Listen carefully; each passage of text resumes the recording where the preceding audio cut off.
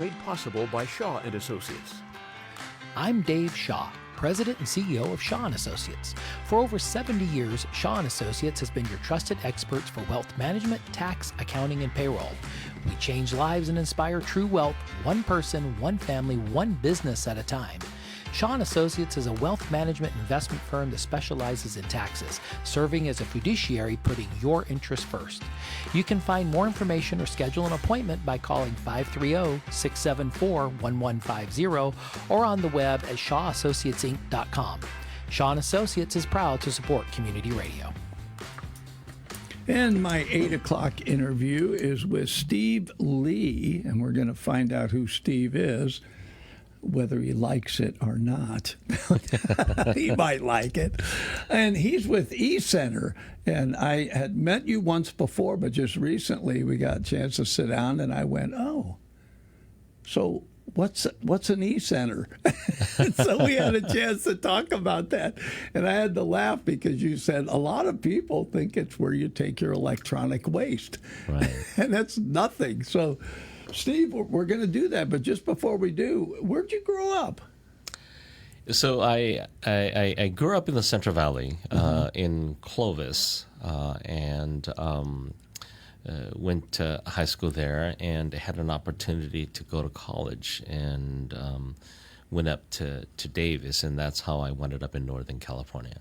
But I'm very familiar with the rural communities. I grew up, my family farmed, and so I grew up farming. I have a farm now, so you do? I do in Browns Valley, yeah, and that's you couldn't get it out of your system, Steve. It's difficult because oftentimes when I refer back to those days that reminded me of being comfortable and being familiar, and that reverted me back to farming, and I enjoyed it. It was difficult work, and I knew that I didn't want to do it, but now that I'm older, I'm looking back and I'm like, there's something comforting about it, and so I've gone back to my roots. Well, this is a great community. I was born in Brooklyn, but I was raised in St. Louis, which is Midwest. And I just think the ag community is special. I think it has a lot to do with the way we are here in the Yuba Center area. Agriculture is such a key part. And there are roots, deep roots. Hey, I guess that's a pun. The roots of agriculture. And so you ended up going to Davis? I ended up going to Davis. Yep. So what was your degree in? I went with the intent of studying medicine. But got distracted while I was at Davis, and my political science teacher told me that I can save the world. And, well, there you go. Who doesn't want to do that, right? And I said, wow, I have the potential to solve some of the world's issues, and so that's how I ended up studying political science and sociology. But you never left farming. I never left farming. That's really cool. Yeah, I mean, it's there's just something about it. My wife doesn't understand it, but I tell her I really just enjoy sitting and just watching the grass grow, the crops grow, or watching the sheep graze. It's so comforting and rewarding. I spend $1,000 on a chicken coop, and I get $5 worth of eggs, and I celebrate. There's such a truth in that. Oh my gosh, yeah. This is one of the great things about our community is that we have that connection, but you can live in the city to a point, for lack of a better term, where you get tired of the cement. Right. And when you get a chance to get out, and I tell people, if you're really stressed, that go anywhere that's just nature.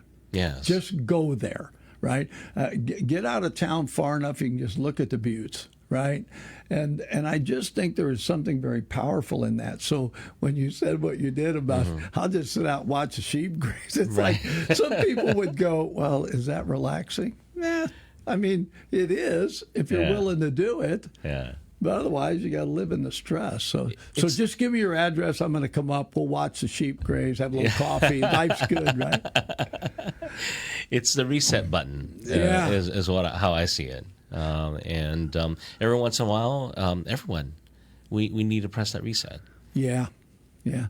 How did you end up with eCenter? Well, I got into social work. I've been doing it for close to 30 years, and a lot of my work really rotates around working with first-time offenders, working with students that have been cited for violence or serious crimes in Sacramento County, and I did that, and then it was time for me to retire. And when I retired, I figured I'll retire now, just go farming. But then it only lasted for about a year, and so I got bored, and I said, I need to go back.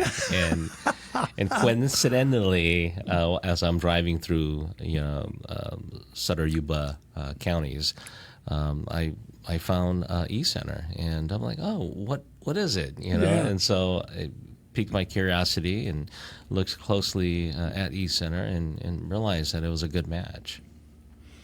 Sometimes that happens. I was a pastor for 30 years. And not that I don't love pastors. I love people. I mean, people either energize you or drain you. But it's okay. Either way, right? Because there's always somebody else, right? So you make these connections. And that just made me a lover of the community. So when I ended up on radio, I got invited to be on talk radio. And so I did that, never realizing I was going to have a station. But I get to do what I want to do now. I get to have you come in. Yeah. The community gets to find out who's Steve Lee, right? And how did he get here? And I just love that. I feel like we have opportunity to introduce the community to the community. Yeah. Right? And then people go, oh, he got here. He said, oh, that's that guy that loves watching his sheep. Right? Yeah. So they got right. So, it's like it's real. But you actually, your professional position is you're Chief Executive Officer of eCenter. I am. I mean, it's a big job. Oh, I bet. Yeah. I mean, it's. I guess the stressful part of it is making sure that everyone continues to be employed. And I think for eCenter has been here for 50 years and employing 500 employees. Wow. That's a number of folks. Yeah, so much for retirement, Steve. We don't get to do that. You have to go do your reset at night because you don't get to go stay there, right? So let's just talk a little bit about what is eCenter, because it's not electronic waste gathering, and what is eCenter? It really isn't.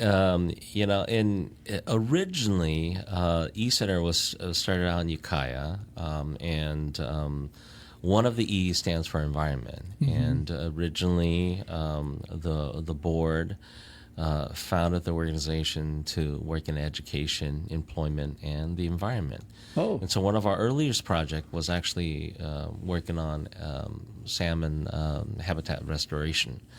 And so the opportunity presented itself to come over to Yuba, Sutter area with the Head Start grant. And so many of you know what Head Start is it's providing child and educational readiness for young people to get ready for school. Oftentimes, parents who may not necessarily be able to afford child care, but yet still has to work in agriculture or have an 8-to-5 job, and so that becomes a challenge. So we come in and we provide that. Since coming on board, what I have asked the board to do is allow me the flexibility to expand eCenter into what we see eCenter is now, which is providing economic mobility for those that are facing poverty. And so we are at a point where we're repackaging exactly what eCenter is. And in essence, what we are is we're in the business of fighting poverty. We are in the business of trying to break the cycle of poverty.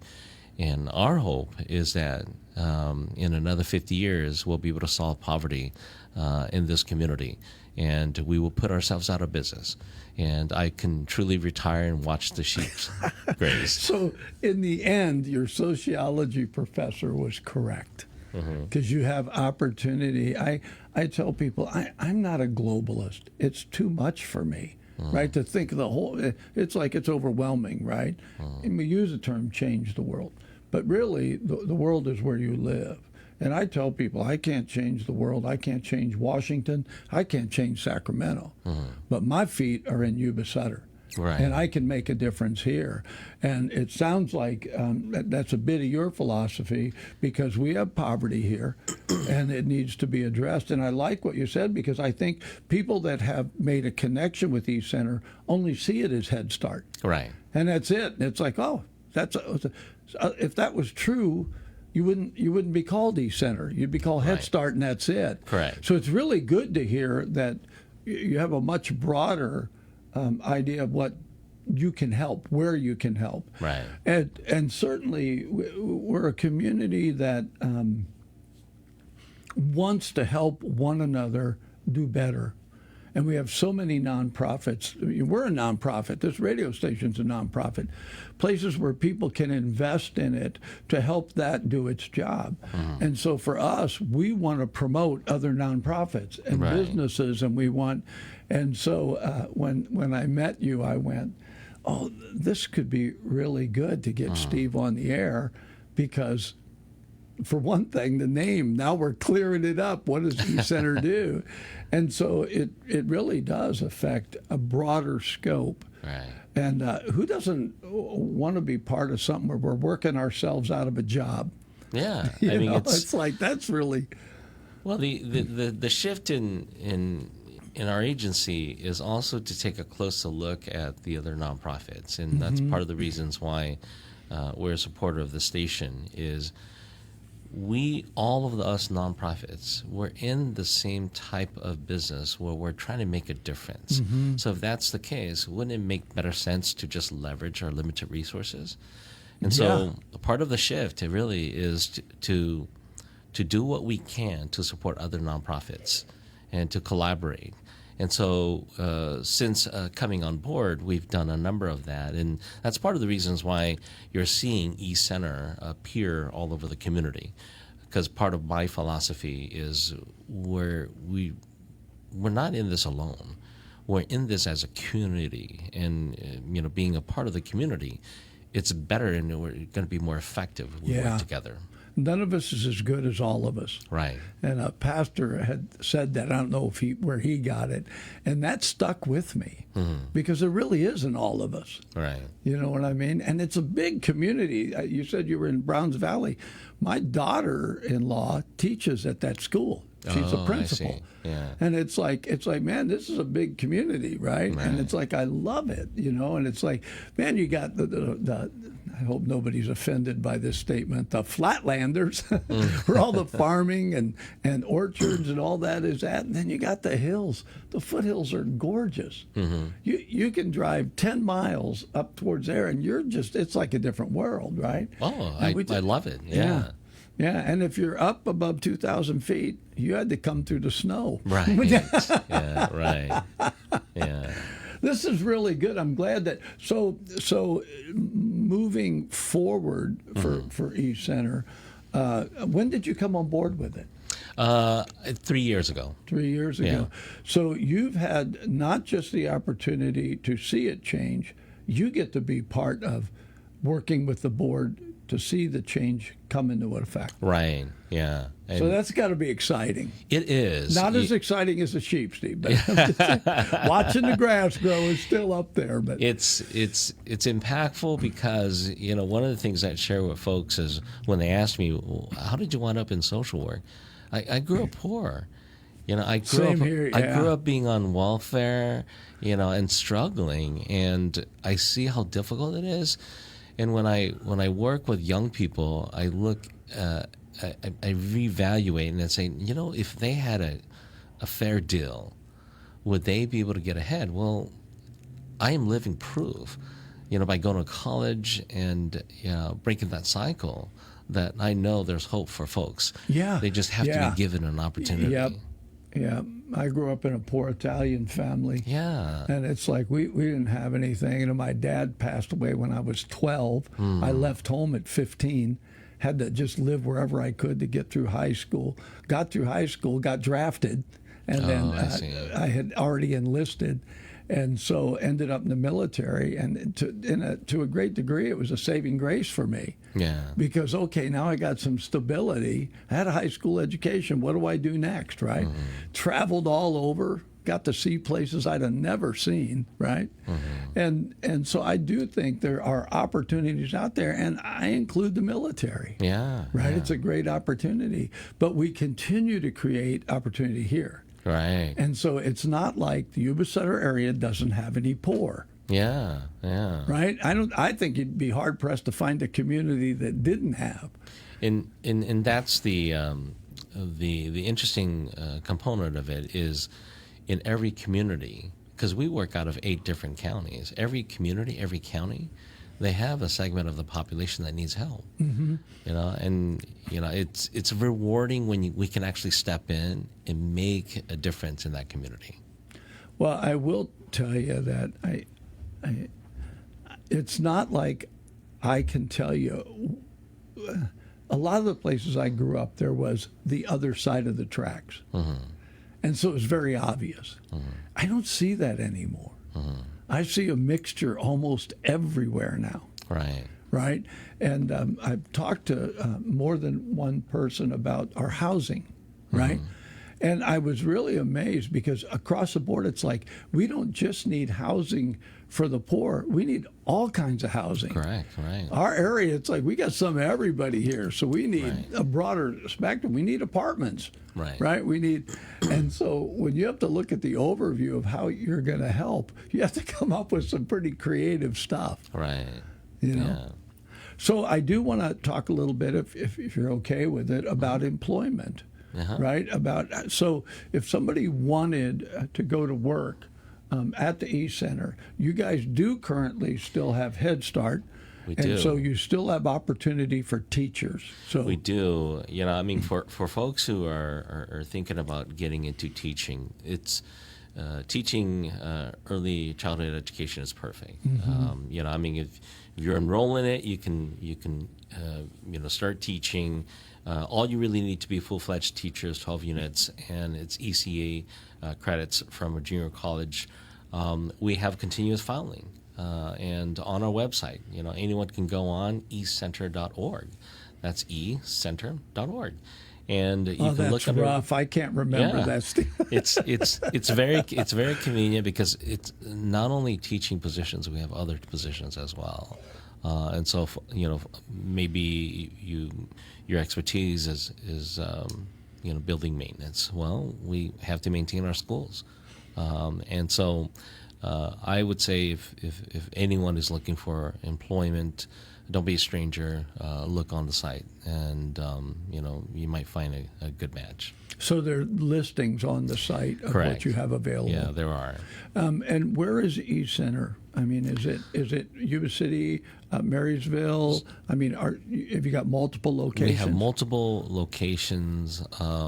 We, off the top of my head, I believe we have 25 different sites. Wow. In 8 different counties. And so our corporate headquarters is in Yuba City. And in the Sutter, Yuba area, we have multiple school sites. We extend all the way up to Tehama County. We wrap all the way down to Lake County, to Yolo, and all the way back here. Wow. Yeah, I didn't realize it was that big. It's a big territory. I do a lot of driving. Yeah. I don't want you to have one of those vehicles that drive themselves. I drove one of those. I leased a Cybertruck, and it's quite the experience. But you can almost get used to that. Take me here, right? I've gotten lazy because I have one of those. Do you really? Yeah. I'm telling you, but it'll tell you, hey, you're not paying attention, right? My wife gets upset at me because I shut my brain off. Yeah. All I have to do is punch in where I'm going, and then she's arguing with me. Why did you take that route? No, it's not me driving. It's the car that's driving. So because that Cybertruck's made by Tesla, Yeah. the Tesla dealership, I was able to go, and I forget what their new little car was called. So the guy is explaining to me, because he asked me if I liked it, and I said I like the auto drive, whatever they call it, like on the freeway and that. Not so much in the city, right? So that's a true. little bit more complicated, and if roads change and it doesn't know that, blah blah blah. But he said, "Give me your phone." So he put this car in my phone, and there's a button called Summon. And so he said, let's say you're at a shopping mall. You just push that button, the car will come to you. And I went, this is crazy. This is just crazy. It's like, okay, I probably could get used to this, right? Yeah, it's a whole new That's world. a fun party trick, but Yeah. in reality, I've tried that before. It's not as fun as what the salesman showed me. Oh my gosh.